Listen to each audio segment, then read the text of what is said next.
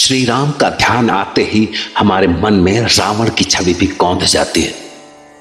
पर यह रावण था कौन और वो श्री राम का इतना बड़ा शत्रु कैसे बन गया? दरअसल रावण को एक योजना के तहत पैदा कराया गया था। वैसे देव और असुर दोनों थे तो भाई ही, पर उनमें विचारों और संस्कारों का फर्क था। असुरों के पास बाहुबल और मायावी शक्तियां थी तो देव बुद्धिमान थे। मतलब देवासुर संग्राम दो विचारधाराओं की लड़ाई थी और इसमें असुर हमेशा हारते थे। दरअसल असुरों की एक जाति थी दैत्य, और एक बार दैत्यराज सुमाली ने देवों पर आक्रमण कर दिया, पर उस लड़ाई में उल्टा देवों ने दैत्यों को लगभग मिटा ही दिया, जिसके बाद अपना सब कुछ हार कर दैत्यराज सुमाली गहरे सदमे में चला गया था। सब खत्म हो गया पुत्री, सब खत्म हो गया। सामने खड़े देव हमें युद्ध के लिए ललकार रहे हैं और उनके भय से हम यहां पाताल लोक में छुप कर बैठे हैं। पर नहीं, अब और नहीं। अब मैं समझ चुका हूं कि केवल बाहुबल से युद्ध नहीं जीते जा सकते। विजय के लिए बाहुबल के साथ हमें बुद्धि भी चाहिए। बुद्धि भी आएगी पिताजी, हमें जो चाहिए वो सब होगा। हम सब कुछ हासिल करेंगे। आपकी पुत्री आपको वचन देती है कि दैत्य वंश की रक्षा के लिए मुझे जो भी करना होगा मैं करूंगी। पुत्री, अब बस एक रास्ता है देवताओं पर विजय पाने का। आप बस आदेश दीजिए, मैं कुछ भी करूंगी, कुछ भी। तो सुन बेटी, तुझे ऋषि विश्रवा के पास जाकर किसी भी तरह उनसे विवाह करना होगा। फिर तुम्हारी जो संतान होगी उनमें हम दैत्यों सा बल भी होगा और देवों सी बुद्धि भी। पर पिताजी, मैं दैत्य हूँ और वो देव, क्या वो मुझसे विवाह करेंगे? ये आसान नहीं होगा। इसके लिए तुम्हें अपनी मायावी विद्या का प्रयोग करना होगा और उस ऋषि को अपने रूप से मोहित करना होगा। और यदि तू इस कार्य में सफल हो गई तो समझ ले हमारा कुल अमर हो गया। और दैत्यराज की बेटी ने बिल्कुल वैसा ही किया। वो सीधी विश्रवा के आश्रम में पहुंची, जहां उनके सैकड़ों शिष्य वेद विज्ञान की शिक्षा ले रहे थे। दैत्यराज की बेटी ने अपनी माया से एक सुंदर स्त्री का रूप धरा और विश्रवा के सामने पहुंच गई। और जैसे ही ऋषि की दृष्टि उस पर पड़ी, उनका मन विचलित होने लगा। तुम कौन हो देवी? यहाँ इस आश्रम में क्यों आई हो? मैं दैत्यराज की कन्या हूँ ऋषिवर। मुझे आपसे प्रेम हो गया है। मैं आपसे विवाह करना चाहती हूँ। परंतु मैं पहले से ही विवाहित हूँ देवी। मैं तुम्हें कैसे स्वीकार कर सकता हूँ? आपके लिए कुछ भी असंभव नहीं है देव, और मैंने आपकी कामना की है। क्या आप जैसे महान ऋषि के आश्रम से मैं खाली हाथ लौट जाऊंगी? मुझ पर कृपा करें ऋषिवर, मेरी कामना को अपना आशीर्वाद दें। कन्या, हट मत करो। अपने रूप के आकर्षण से मेरा ऋषि धर्म भ्रष्ट मत करो। जाओ, लौट जाओ यहाँ से। आपका क्रोध भी मेरे लिए प्रसाद है। मुझे इससे भी पुण्य फल की ही प्राप्ति होगी। अब यदि आपकी आज्ञा हो तो मैं दीदी से मिल लेती हूँ। दीदी? कौन सी दीदी? क्या तुम्हें लगता है कि मेरी पत्नी तुम्हें मेरा धर्म भ्रष्ट करने की अनुमति देगी? स्वयं विचार करो दैत्य कन्या। अपनी आत्मा से पूछो कि क्या तुम जो चाहती हो वो संभव है? पर लाख कोशिशों के बावजूद भी महर्षि उस दैत्य कन्या के रूप और जिद के आगे हार गए, और इस विवाह के साथ ही दैत्य कन्या की चाल सफल हो गई। समय आने पर उसके 3 पुत्र हुए, रावण, कुंभकर्ण और विभीषण, और एक पुत्री शूर्पणखा। फिर धीरे धीरे ये बच्चे दैत्यराज के प्रभाव में आने लगे, और दैत्यराज जैसा रावण को बनाना चाहता था उसने बना दिया। महाज्ञानी, महाबली और अपनी जिद का पक्का। इंद्र मेरे भय से सो नहीं पाता और काल मेरे पैरों के नीचे तड़पता है। दशानन रावण।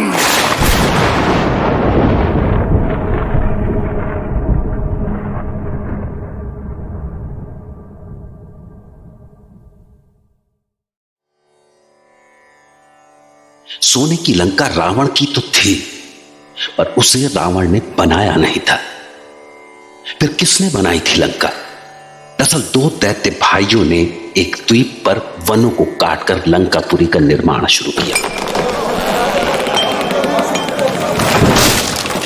संयोग से इसी दौरान उन्हें पास के ही एक द्वीप में सोने की कई खदानें मिल गईं, जिनसे सारा सोना निकालकर वो लंका ले आए। और फिर उस सोने से उन्होंने लंका को ऐसा सजाया कि पृथ्वी पर इतनी सुंदर कोई जगह थी ही नहीं। पर जब इस लंका की चर्चा देवों में शुरू हुई तो विष्णु ने दैत्यराज हिरण्यकश्यप से बात की।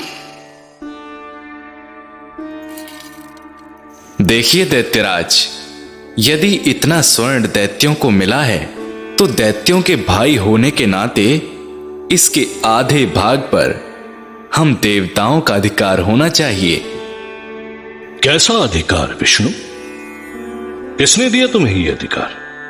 हमने इस स्वर्ण की खोज की, दिन रात करके इसे निकाला, और अब आप इस पर अपना अधिकार जमाने आ गए।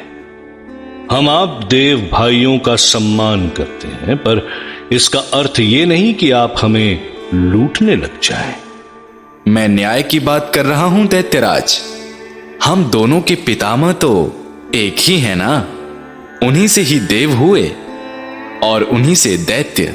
तो पिता की संपत्ति अर्थात इस संसार पर हम भाइयों का एक समान हिस्सा बनता है। इस तरह से इस स्वर्ण का आधा भाग हमारा हुआ। और यदि मैं इसके लिए ना कहूं तो? फिर तो यदि देवों को लगता है कि वो इसे युद्ध से छीन सकते हैं तो मुझे ये चुनौती स्वीकार है। तो बात एक बार फिर से युद्ध तक पहुंच गई। ये तीसरा देवासुर संग्राम था।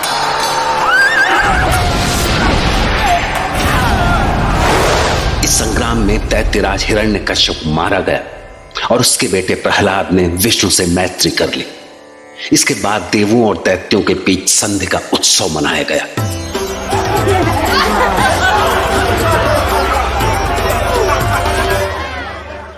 पर दांव पर सोने का इतना विशाल भंडार लगा हुआ था कि आखिरकार देवों और दैत्यों के बीच की यह संधि टूट गई और एक बार फिर से युद्ध छिड़ गया।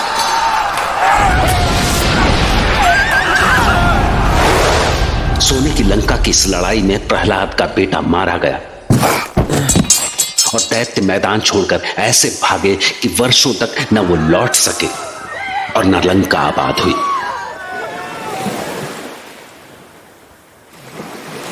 पर इसके वर्षों बाद ऋषि विश्रवा के बेटे कुबेर की नजर इस लंका पर पड़ी तो उसने अपने पिता विश्रवा से कहा, मुझे लगता है पिताजी कि हमें ये लंका फिर से बसानी चाहिए।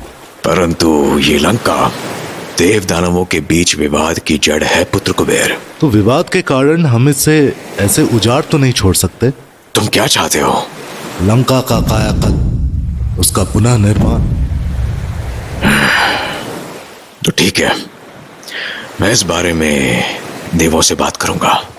फिर विश्रवा ने देवताओं से बात करके उन्हें विश्वास में लिया और फिर जब कुबेर को यह लंका सौंपी गई तो वो इसके पुनरुद्धार में लग गया। पर जब ये समाचार दैत्यराज सुमाली को मिला तो उसे इतनी पीड़ा हुई कि उसने ठान लिया कि चाहे जैसे भी हो वो दैत्यों की इस लंका को छीन कर रहेगा। और आखिरकार एक दिन लंका पर फिर से दैत्यों का अधिकार हुआ भी, और ये अधिकार करने वाला और कोई नहीं, कुबेर का सौतेला भाई रावण था।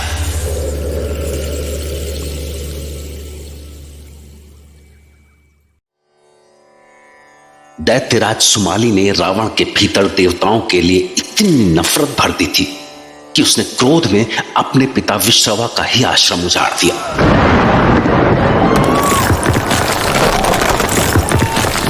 दरअसल विश्रवा ने देवताओं से विनती करके अपनी पहली पत्नी से हुए बेटे कुबेर को लोकपाल और लंका का राजा बनवा दिया।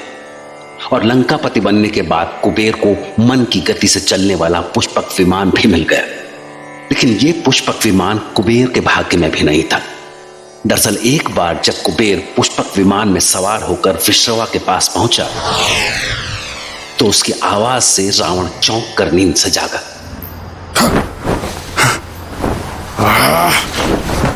ये विमान का शोर। क्या हुआ रावण, तू अचानक जाग कैसे गया? ओह, पुष्पक विमान की आवाज। देख रहा है अपने भाई कुबेर को, इसका ऐश्वर्य देख और स्वयं को देख, कितना दीनहीन है तू इसके सामने। पर यदि उसके पास पुष्पक विमान है तो मैं क्या करूं नाना? तुझे ही तो सब कुछ करना है रावण, तुझे ही सब कुछ करना है। सोच सोच कि अपने भाई कुबेर जैसा ऐश्वर्य तुझे कैसे मिलेगा। चिंता न करे नाना, इस विमान की गूंज ने मेरी भी रातों की नींद छीन रखी है। और मैं ये भी जानता हूं कि इन देवताओं ने कैसा अन्याय किया है हमारे साथ। पर मैं आपको वचन देता हूं कि एक दिन मैं इनसे इनके एक एक अन्याय का प्रतिशोध लूंगा। प्रतिशोध तो तू जब लेगा तब लेगा रावण। अभी तो हमें इनसे इनका गर्व, वो सोने की लंका छीननी है। ये लंका हमारी थी, हम दैत्यों की। मैं जब भी स्वर्ण नगरी को देखता हूं तो तड़प उठता हूं, पर क्या करूं, सब अपना अपना भाग्य है। बस नाना, बस अब अपने आंसू पोंछ दीजिए, क्योंकि अब अपना भाग्य रावण स्वयं लिखेगा। अब रावण ही होगा इस त्रिभुवन का भाग्य विधाता। मुझे तुझ पर भरोसा है रावण, मुझे पूरा भरोसा है कि एक दिन तू लंका का स्वामी बनेगा। इस विश्वास से ही तो जीवित हूं मैं, अन्यथा देवों से मिली इतनी पराजयों के बाद तो कब का प्राण दे चुका होता मैं। नाना सुमाली के लगातार भड़काने का नतीजा ये हुआ कि रावण के मन में सत्ता की भूख दिन ब दिन बढ़ती चली गई। बल्कि कुबेर के पुष्पक विमान ने तो उसकी आग में घी का काम किया। और नतीजा ये हुआ कि वो एक दिन दैत्यों की सेना लेकर आसपास के द्वीपों पर कब्जा करने के लिए निकल पड़ा। जय महादेव।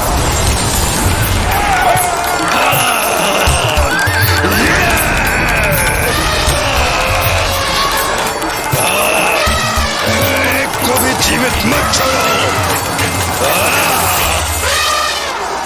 और जब विश्रवा ने रावण का ऐसा भयानक रूप देखा तो उन्हें अपने बेटे कुबेर की चिंता सताने लगी। ये आवाजें सुन रहे हो पुत्र कुबेर? मैंने कितने प्रयास किए पर तुम्हारा भाई रावण मानता ही नहीं। उसके दैत्य वंशियों को युद्ध के अलावा कुछ दिखाई नहीं देता। मैं बस तुम्हें सावधान कर सकता हूं कि अपने भाई से सावधान रहना। वो कब क्या कर बैठे कुछ नहीं पता। तो दिन बीते, महीने और साल बीते, पर रावण का विजय अभियान चलता रहा। उसने अपने नाना और दूसरे दैत्य योद्धाओं के साथ मिलकर जाने कितने द्वीप जीते और एक दिन अपने भाई कुबेर के लिए भी काल बन गया।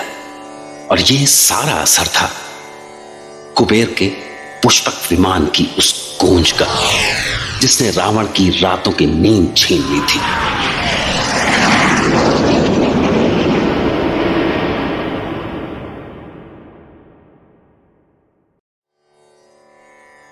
जैसी कि दैत्यराज सुमाली की योजना थी, रावण ने अपनी दैत्य सेना लेकर भयानक युद्ध छेड़ दिया और जाने कितने द्वीपों पर अपनी सत्ता जमा ली।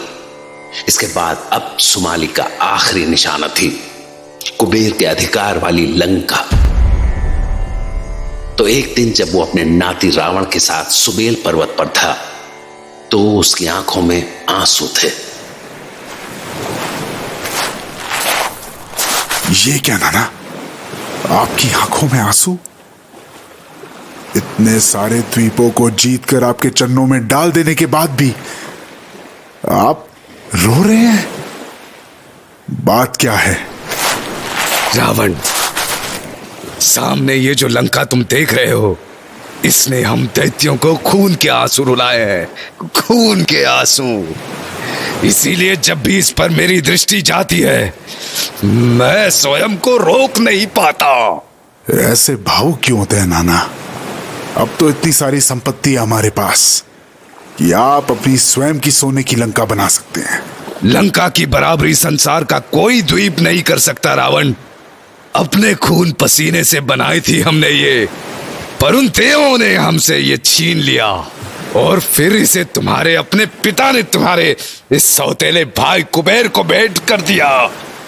आप ही कहते हैं ना कि दैत्य कर्मठ है, तो अपनी कर्मठता से इससे भी भव्य लंका क्यों नहीं खड़ी कर लेते वो? नहीं रावण नहीं, हम ऐसी 1000 लंका भी बना ले तो भी वो इसकी जगह नहीं ले सकती। ठीक है, तो बोलिए, मुझसे बोलिए, क्या चाहते हैं आप? लंका। तो समझिए मिल गई आपको आपकी लंका।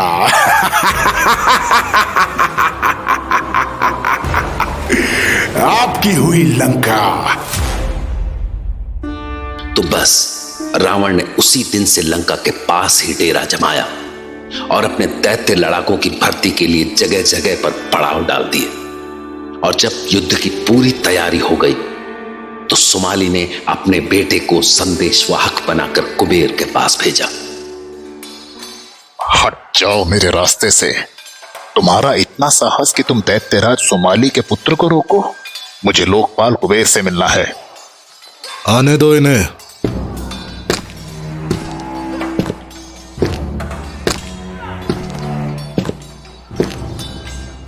धर्म के अवतार लोकपाल कुबेर की जय हो। मुझे आपके छोटे भाई रावण ने आपके पास भेजा है। ओह, अति शुभ। आइए प्रहस्त, लंका नगरी में आपका स्वागत है। कहिए, क्या संदेश है मेरे लिए? मेरा भाई रावण प्रसन्न तो है? नहीं, मुझे दुख है लोकपाल कुबेर, ऐसा नहीं है। जब बड़े भाई की ही कृपा ना हो तो छोटा भाई प्रसन्न कैसे रह सकता है? क्या? ये क्या कह रहे हैं आप? मेरा अनुज तो मुझसे भी अधिक शक्तिशाली और वैभव संपन्न है। पर उसने मुझे आपसे एक निवेदन करने के लिए भेजा है। आपकी आज्ञा हो तो मैं कहूं? हाँ कहिए, अवश्य कहिए। तो सुनिए, महाराज रावण ने कहा है कि ये लंका नगरी दैत्य वंशियों की है, इसलिए आप इसे रावण को लौटा दें। इससे हमारे संबंध भी मधुर बने रहेंगे। और देखो, मुझे पता है कि लंका दैत्यों की थी, परंतु रावण तो इतने द्वीपों पर अधिकार कर चुका है कि रावण को अपना अधिकार चाहिए लोकपाल। यदि आप प्रेम से दे सकें तो अच्छा है, और नहीं दे सकते तो हम इसे बल से प्राप्त करेंगे। अरे देखिए, आप बैठिए तो सही। देखिए, इसकी कोई आवश्यकता नहीं है। मैं पिताजी से बात करूंगा और यदि वो कहेंगे तो मैं इसे बिना किसी संकोच रावण को सौंप दूंगा। सौंपनी तो आपको पड़ेगी। प्रेम से या फिर। इसके बाद तो कुबेर भागे भागे अपने पिता विश्रवा के पास पहुंचे। विश्रवा ने इस विषय पर गंभीरता के साथ सोचा और वो इस निष्कर्ष पर पहुंचे कि रावण अपने दैत्य वंशियों के समर्थन से इतना शक्तिशाली हो चुका है कि उससे युद्ध मोल लेना अपनी मृत्यु को निमंत्रण देना है। इसलिए कुबेर को अपनी लंका छोड़ देनी चाहिए और बदले में वो कुबेर के लिए मंदाकिनी के किनारे एक सुंदर नगरी बनवा सकते हैं जहां उसे दैत्यों का भी भय नहीं होगा। और बस इस तरह रावण ने बिना एक शस्त्र उठाए सोने की लंका पाली।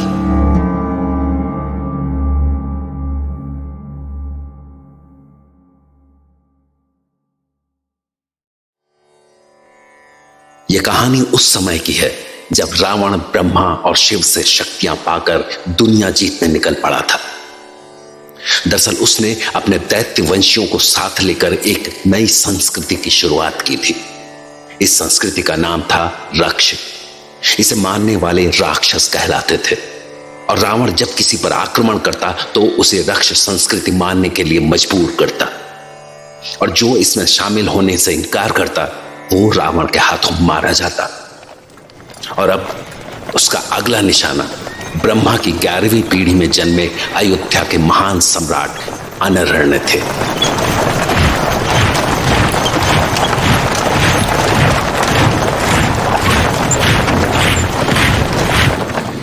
अनारण्य, मैं लंकापति रावण तुझे युद्ध की चुनौती देता हूं, और यदि तुझे मुझसे युद्ध करने से भय लगता है तो आ और मेरे चरणों में झुककर अपने प्राणों की भिक्षा मांग। मैं और तुमसे भिक्षा मांगू? मैं उन राजाओं में से नहीं हूं लंकेश जो तुमसे भयभीत हो जाए। मैं युद्ध भूमि में अपने प्राण दे सकता हूं पर अपना आत्मसम्मान नहीं छोड़ सकता। इसलिए अपने प्राण बचाना चाहते हो तो यहीं से लौट जाओ। वाह अयोध्यापति वाह, जिस रावण के सामने देवताओं तक ने घुटने टेक दिए उससे टकराने का साहस। ये मत भूल कि मैं यम को भी अपने पैरों के नीचे रखता हूं। तुझ जैसे मनुष्य की तो बात ही क्या है। तो ठीक है, यदि तुम्हें युद्ध ही प्रिय है तो अब युद्ध ही होगा। आक्रमण!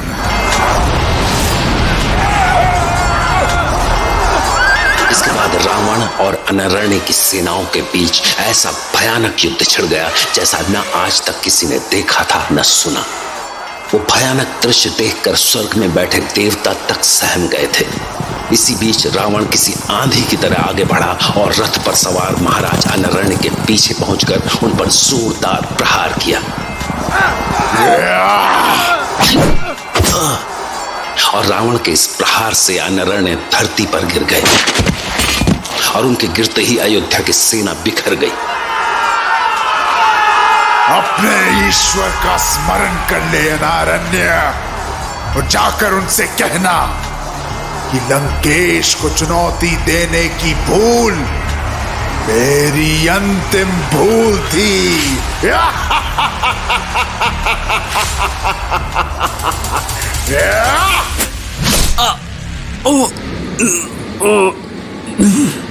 नीच रावण, तूने मुझ पर पीछे से प्रहार किया।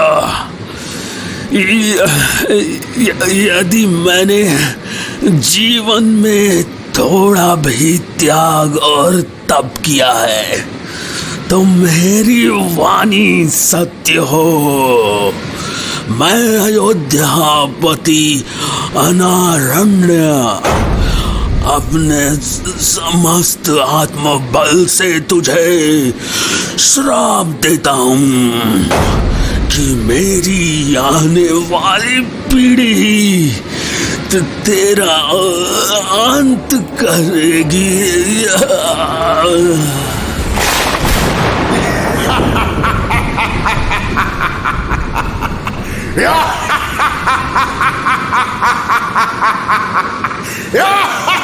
अपनी शक्ति के अहंकार में चूर रावण ऐसे हंसता रहा जैसे वो अनरण्य के श्राप का मजाक उड़ा रहा हो।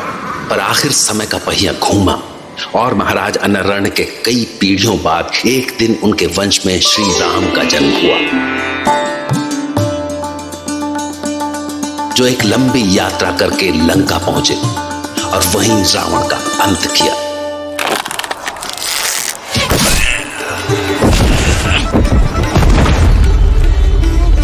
जय श्री राम।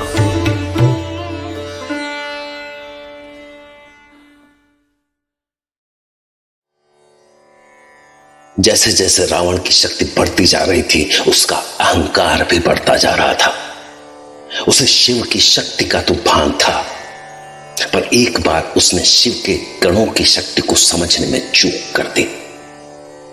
ऐसा तब हुआ जब वो अपने भाई कुबेर की सत्ता छीन कर लौट रहा था।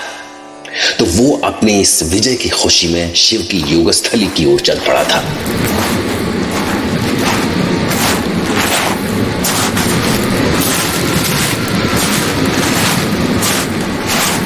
पर ये इतना आसान नहीं था, क्योंकि वहां पहुंचने के लिए शिव के गणों की अनुमति आवश्यक थी।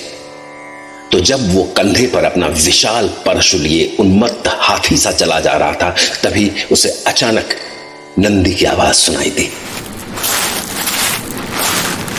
ठहरो, आगे बढ़ने से पहले परिचय दो अपना। कौन हो तुम?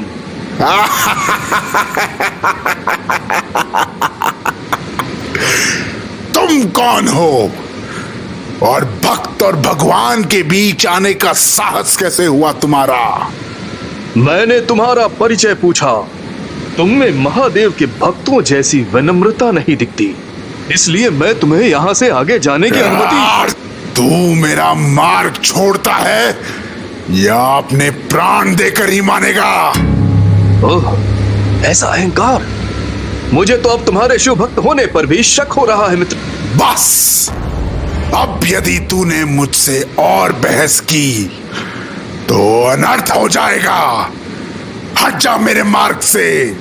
नंदी को डराने के लिए रावण ने अपना परशु हवा में लहराया, लेकिन नंदी तो जन्म से शिव भक्त थे, तो भला वो किसी से भयभीत कैसे होते? दरअसल कभी शिलाद मुनि ने अपने वंश का अंत होते देखकर इंद्र की कठोर तपस्या की, जिसके बाद इंद्र प्रकट हुए और उन्होंने मुनि को महादेव की तपस्या से पुत्र पाने का मार्ग दिखाया। और तब शिलाद मुनि शिव का कठोर तप करने लगे।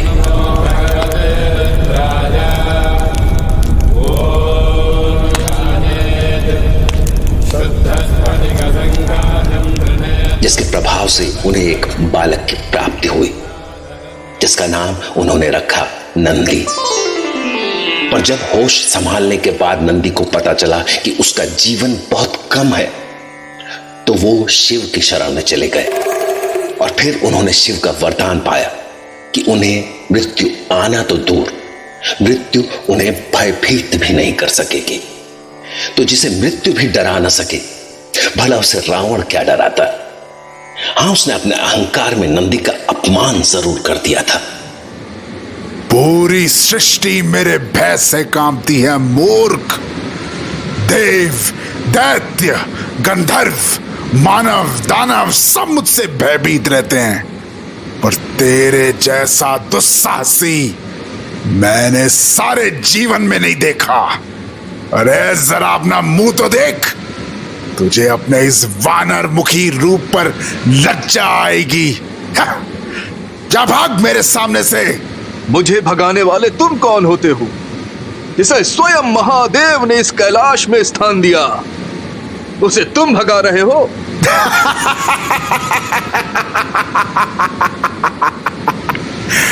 तो जैसे उद्दंड को भगवान महादेव कैलाश में स्थान देंगे? देखो, तुम चाहे जो भी हो, अपनी शक्ति का अहंकार छोड़कर यहां से लौट जाओ, अन्यथा तुम्हारी यही शक्ति तुम्हारे अंत का कारण बनेगी। मूर्ख, ले, बचा सके तो बचा ले स्वयं को।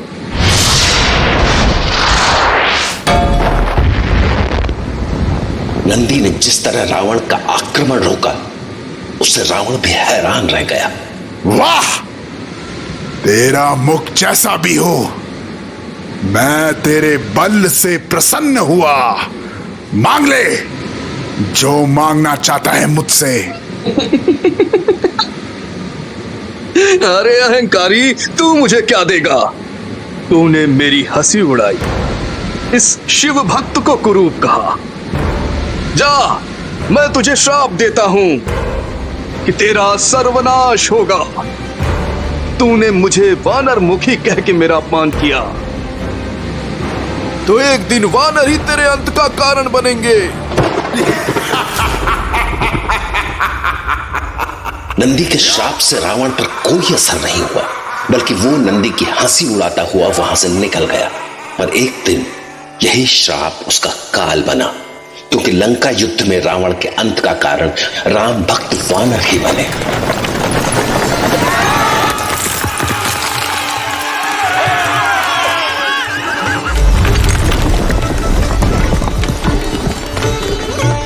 जय श्री राम।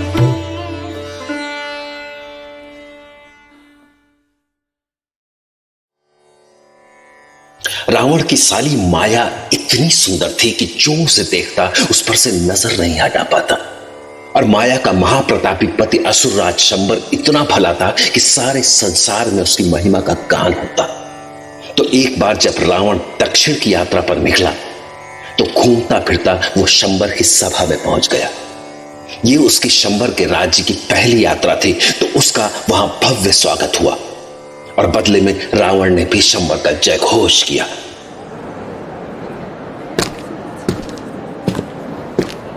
असुर राज शंबर की जय हो। मैं आपकी महारानी माया का बहनोई लंकेश आपके दर्शनों के लिए आया हूं। धन्य भाग्य हमारे जो आपने दर्शन दिए। हमारे बहनोई लंकेश का भव्य स्वागत किया जाए।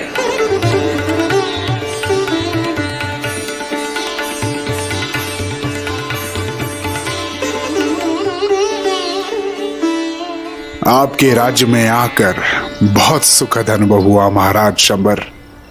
इस वैभव के लिए आपको ढेरों शुभकामनाएं। शुभकामनाएं अपनी साली माया को दे लंकेश। उनके चरण पड़ते ही हमारी विजयपुरी के भाग्य खुल गए। आपसे मिलकर उन्हें भी प्रसन्नता होगी। दरअसल माया के रूप की चर्चा सुनने के बाद से ही रावण उसे देखने के लिए पागल हुआ जा रहा था। तो असुरराज शंबर का संकेत पाते ही दासियां रावण को माया से मिलवाने के लिए ले गई। अब तक माया को उसके आने की सूचना मिल चुकी थी, तो वो अपने उद्यान में रावण का ही इंतजार कर रही थी। ओह, आइए लंकेश। आपके बारे में जैसा सुना था वैसा ही पाया। कितने तेजस्वी हैं आप। सारे आर्यवर्त में आपके बल की ऐसी चर्चा है कि मैं तो स्वयं आपके दर्शन करना चाहती थी। ये तो मुझे कहना चाहिए देवी, क्योंकि आप जैसा रूप गुण इस त्रिभुवन में किसी स्त्री के पास नहीं। आपकी तो उपस्थिति मात्र से ही ये उपवन जैसे खिल उठा है। आज से ये लंकेश आपका दास है। अपने इस दास को अपने कमल जैसे सुंदर चरणों में श्रद्धा के पुष्प अर्पित करने दें। मुझे ऐसे लज्जित ना करे लंकेश। मुझे आपका ऐसे मेरे सामने घुटनों पर बैठना अच्छा नहीं लग रहा है। कृपया करके आप उठ जाइए। आप जैसे वीरों का स्थान तो हृदय में होना चाहिए। और जैसे ही माया भावुक हुई, रावण को मौका मिल गया और उसने आगे बढ़कर उस रूपसी को अपनी बाहों में भर लिया।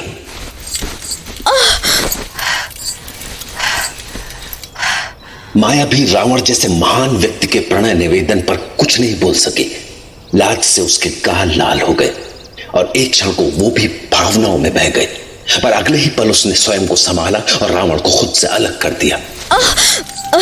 ये क्या है लंकेश? आप अपनी सीमा पार कर रहे हैं। नहीं, यह अनुचित है। मैं महाराज की पत्नी हूँ। क्यों?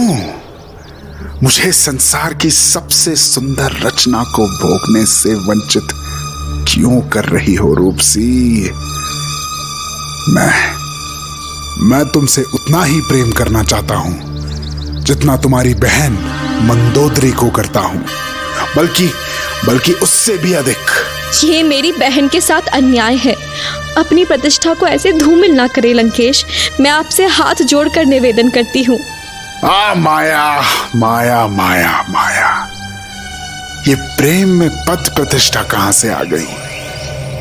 यदि कामना जग जाए तो भोग ही धर्म है।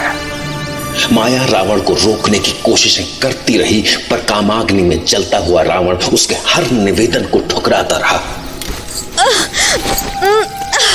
नहीं, स्वयं को संभालिए लंकेश। मैं ब्याहता स्त्री हूँ, मैं ये पाप नहीं कर सकती, नहीं। आह माया, असुर कुल की स्त्रियों के लिए विवाह जैसा कोई बंधन नहीं होता। तुम स्वतंत्र हो, सारे बंधनों से मुक्त। और शायद तुम नहीं जानती कि मेरा विरोध करना अपराध है। नहीं, छोड़िए मुझे, छोड़िए। अरे रुक तो सही सुंदरी, आज मैं तुझे वो काम सुख दूंगा कि तेरा यौवन धन्य हो जाएगा। महाराज! उधर जैसे ही माया की चीख पुकार शंबर तक पहुंची, वो सैनिकों को साथ लेकर भागता हुआ उसी उद्यान तक पहुंचा। सैनिकों, बंदी बना लो उस नीच को। सैनिकों ने पलक झपकते ही रावण को बंदी बना लिया, पर संयोग से उसी समय शंबर के राज्य पर राजा दशरथ ने आक्रमण कर दिया।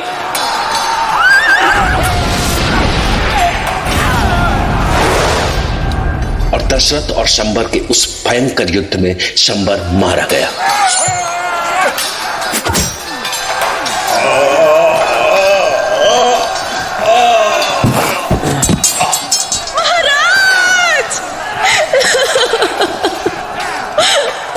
और जब शोक में डूबी माया अपने पति के साथ सती होने लगी, तो रावण ने उसे जबरदस्ती लंका ले जाने की कोशिश की, और तब उसने रावण को श्राप दिया। नीच लंकेश, मैं अपने सतत्व के बल से तुम्हें श्राप देती हूँ कि तूने जिस काम वासना के वशीभूत होकर मेरा सतत्व भंग करने का प्रयास किया, एक दिन यही वासना तेरे अंत का कारण बनेगी। तेरी मृत्यु का कारण तेरी सताई हुई एक स्त्री ही होगी। और माया का यह श्राप तब सच हुआ जब माता सीता पर बुरी दृष्टि डालने के कारण श्री राम ने रावण का संहार किया।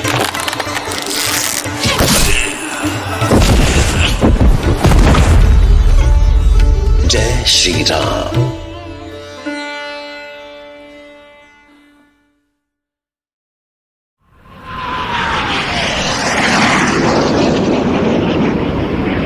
एक बार की बात है, जब रावण देवलोक में देवताओं को डरा धमकाकर अपने पुष्पक विमान से लंका लौट रहा था कि तभी अचानक उसे कहीं दूर से विष्णु नाम का जाप सुनाई दिया। ओम वैष्णवे नमः। और वो गुस्से से पागल हो गया। दरअसल रावण भगवान विष्णु से इतना बैर रखता था कि उनका नाम सुनते ही उसका खून खौलने लगता। तो हुआ ये कि उस दिन एक ऋषि की साध्वी बेटी वेदवती वन के एकांत में बैठी भगवान विष्णु की साधना कर रही थी। ओम वैष्णवे नमः। ओम वैष्णवे नमः। तो जब रावण के कानों तक विष्णु नाम के जाप की आवाज पहुंची, तो वो बेचैन हो उठा। उसे लगा कि जाप तो त्रिलोकजयी रावण का होना चाहिए, फिर विष्णु की साधना करने वाला ये कौन है? तो उसने क्रोध में अपना विमान उतारा और नीचे आकर जाप की दिशा में बढ़ चला।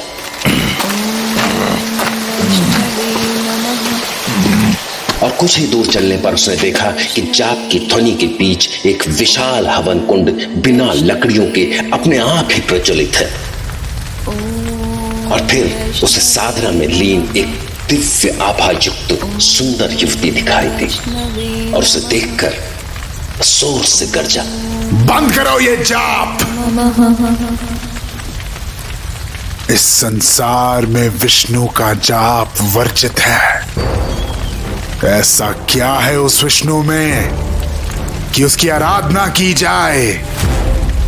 तुम कौन हो जो मुझे मेरे नाथ की पूजा करने से रोक रहे हो?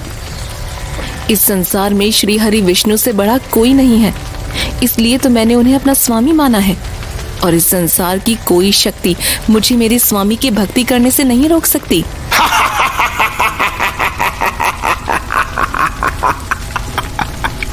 कितना बड़ा भ्रम पाल रखा है तुमने। वो विष्णु तो स्वयं मुझसे डर कर भागा भागा फिरता है। ये सारा त्रिलोक मेरे नाम से कांपता है, पर मैं तुम्हें कोई हानि नहीं पहुंचाना चाहता। तुम इतनी रूपवती हो कि मैं तुम्हें अपनी पत्नी बनाना चाहता हूं। और हाँ, अच्छा होगा कि तुम स्वयं ही मेरी हो जाओ, क्योंकि तुम्हारे इनकार का जो भी परिणाम होगा उसकी जिम्मेदार तुम स्वयं होगी। पर रावण की धमकियों के बाद भी वेदवती अटल रही। ये पहला मौका नहीं था जब उसने विष्णु के लिए किसी और के प्रस्ताव को ठुकराया हो। रावण से पहले भी एक दैत्य वेदवती से विवाह करने पर अड़ा था, पर वेदवती ने उसे साफ इनकार कर दिया, जिसका परिणाम यह हुआ कि उस दैत्य ने वेदवती के ऋषि पिता की हत्या कर दी।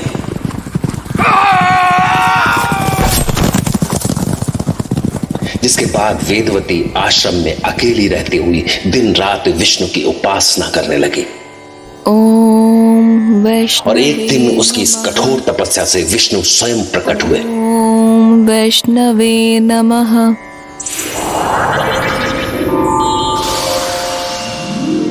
और उसे वरदान दिया कि वो अगले जन्म में उसे पति के रूप में मिलेंगे। परंतु भगवान विष्णु का यह वरदान पाने के बाद भी वेदवती की साधना कम नहीं हुई। लेकिन इस बार जब उसने रावण का प्रस्ताव ठुकराया तो वो पूरी तरह भड़क गया और वो गुस्से में वेदवती के बाल पकड़कर खींचता हुआ उसे अपने विमान तक ले जाने लगा। चल, आज मैं तुझे बताता हूं कि लंकेश का प्रेम ठुकराने का परिणाम क्या होता है। चल। छोड़ मेरे बाल, छोड़ पापी, छोड़।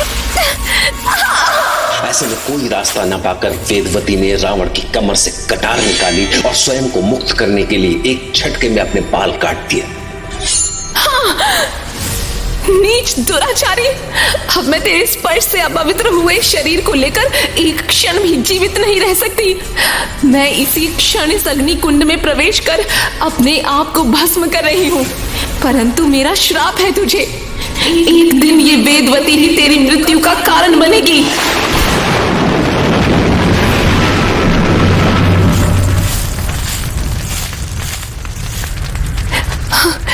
मुझे स्वीकार करें अग्निदेव, मुझे अपनी शरण में ले।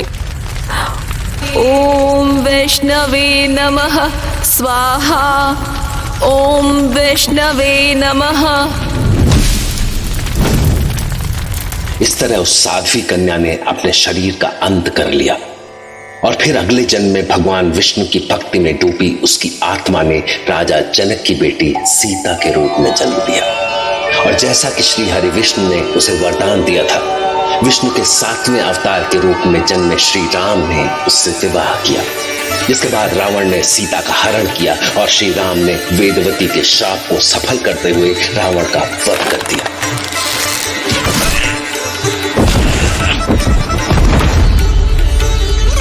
जय श्री राम।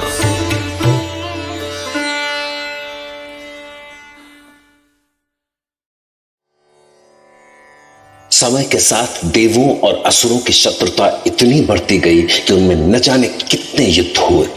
इसी दौर में देवों और असुरों ने मिलकर सागर मंथन भी किया।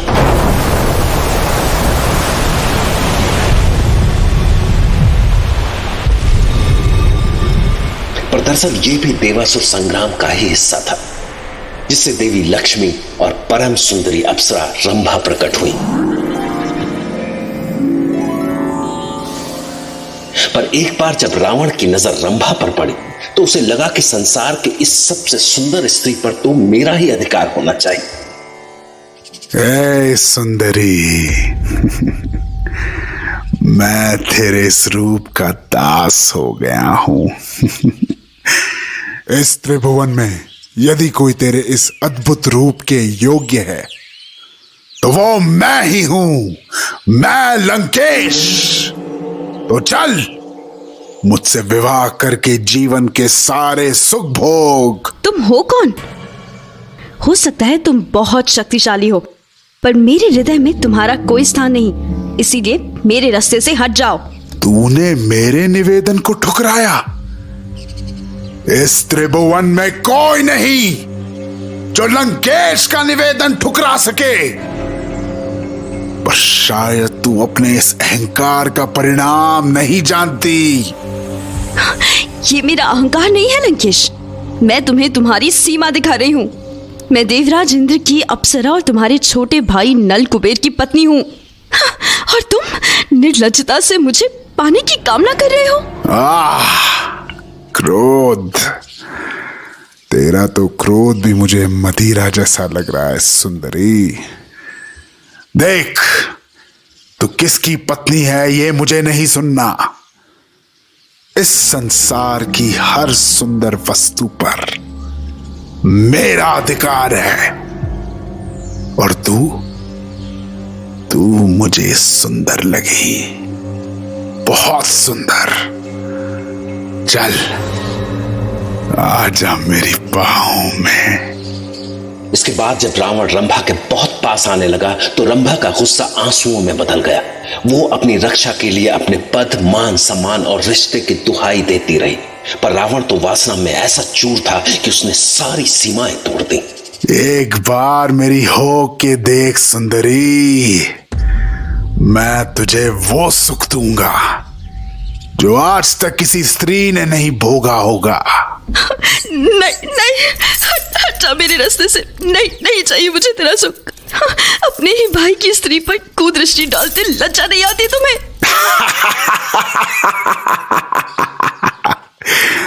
अरे कितनी भोली है तू। अरे संबंध तो मूर्ख देवताओं के लिए होते हैं जो सुंदरता का मूल्य नहीं जानते, पर मैं जानता हूं। देखो लंकेश, तुम यहाँ से अभी इसी समय चले जाओ, अन्यथा मेरे पति और देवराज तुम्हें कभी क्षमा नहीं करेंगे। इंद्र और नल कुबेर क्या वो मेरे सामने आने का साहस भी कर पाएंगे? देख, मैं तेरे इस रूप के कारण तुझ पर बल प्रयोग नहीं कर रहा, क्योंकि तुझ पर खरोच भी आ गई तो तू मेरे योग्य नहीं रह जाएगी। अरे मूर्ख, जब त्रिलोक जयी रावण तेरे सामने खड़ा है तो किसके आकर्षण में बंधी जा रही है तू? देवराज, सहायता करे मेरी, स्वामी रक्षा करे स्वामी। तो ठीक है, बुला ले जिसे भी बुलाना है। आज मैं भी देखता हूं देवराज कि कौन बचाता है तुझे। रक्षा करे। रावण का ऐसा भयानक रूप देखकर रंभा भय से कांप उठी, और अब लंकेश मर्यादा की सारी सीमाएं लांघते हुए दुराचार पर उतर आया। चल, अब मैं तुझे दिखाता हूं लंकेश का पौरुष। दिखाता हूं कि क्यों संसार की सारी स्त्रियां लंकेश की बाहों में आने की कामना करती है। चल, आजा मेरी भुजाओं में।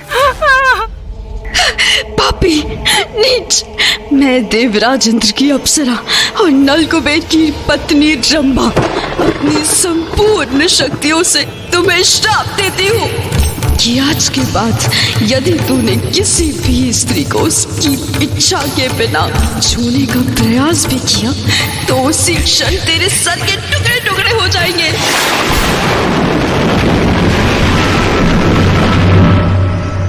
रंभा के श्राप से रावण जीवन भर भयभीत रहा। यह रंभा का ही श्राप था, जिसके भय से उसने सीता माता का हरण तो किया, पर एक बार भी उन्हें हाथ लगाने का साहस नहीं जुटा पाया। जय श्री राम।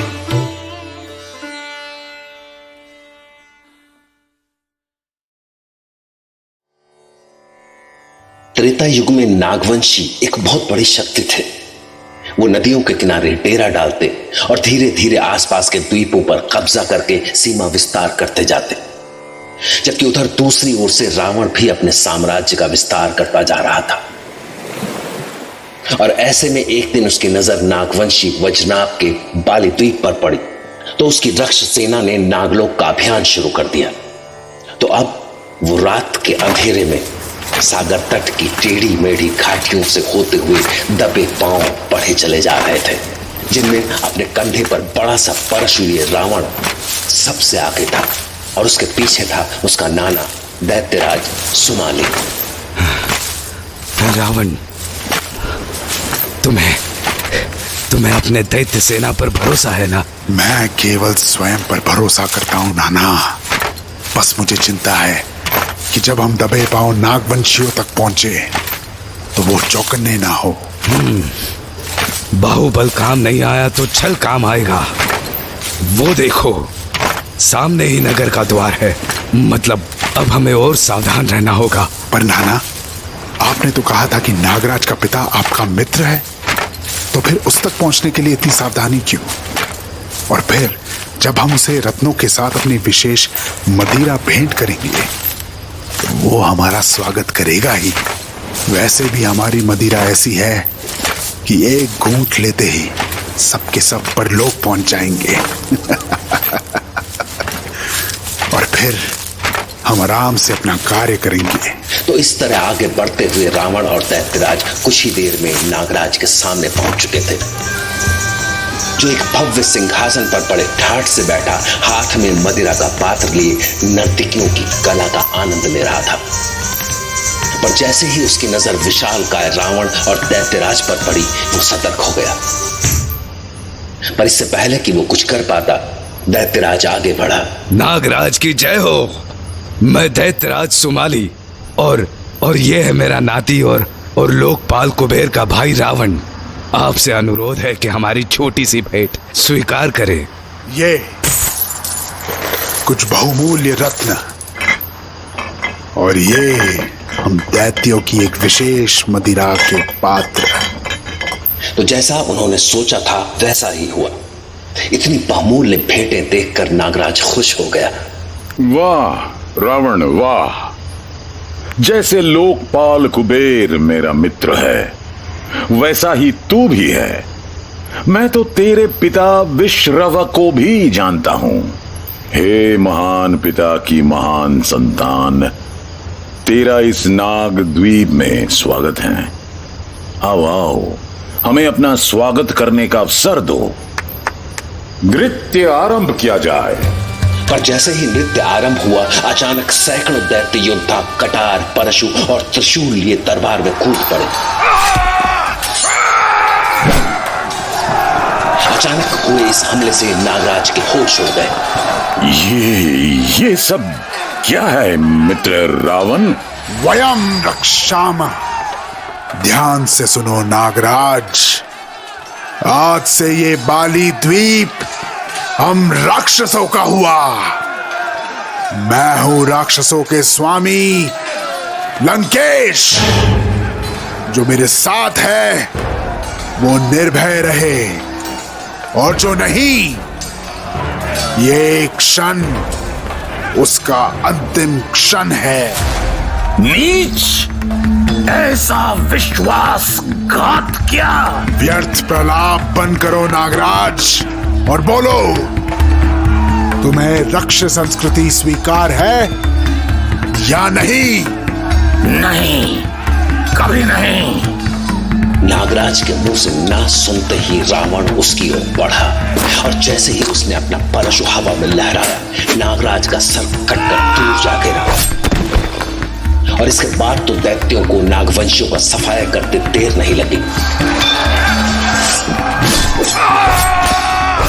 और इस तरह रावण का साम्राज्य बढ़ते बढ़ते नागवंशियों के बाली द्वीप तक जा पहुंचा।